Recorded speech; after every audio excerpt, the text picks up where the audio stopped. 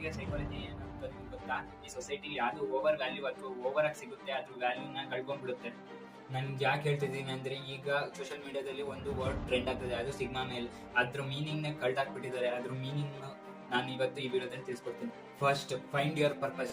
ಅಂದ್ರೆ ಸಿಗ್ಮಾ ಮೇಲೆ ಒಂದು ಪರ್ಪಸ್ ನ ಇಟ್ಕೊಂಡು ಬಾಕಿ ಎಲ್ಲ ಮರೆತು 1 ವರ್ಷ ಅಥವಾ 5 ವರ್ಷ ಅದ್ರ ಮೇಲೆ ಫೋಕಸ್ ಮಾಡಿ ವರ್ಕ್ ಮಾಡ್ತಾರೆ. Second, develop powerful physique. ಅಂದ್ರೆ ನೀವು ಪವರ್ಫುಲ್ ಆಗಿ ಬಾಡಿನ ಬಿಲ್ಡ್ ಮಾಡಿ. ಯಾಕಂದ್ರೆ ನೀವು ಹೊಡೆದಾಟ ಹೋಗ್ಬೇಕು ಅಂತ ಅಲ್ಲ, ನಿಮ್ಮ ಬಾಡಿ ಹೇಗಿರುತ್ತೋ ನಿಮ್ಮ ಮೈಂಡ್ ಕೂಡ ಹಾಗೆ ರಿಯಾಕ್ಟ್ ಮಾಡುತ್ತೆ. ಆಕ್ಸಿಜನ್ ಸಪ್ಲೈ ಕೂಡ ಚೆನ್ನಾಗಿರುತ್ತೆ ಮತ್ತು ಹೆಲ್ತ್ ಕೂಡ ಚೆನ್ನಾಗಿರೋದ್ರಿಂದ ಫೋಕಸ್ ಇನ್ಕ್ರೀಸ್ ಆಗುತ್ತೆ.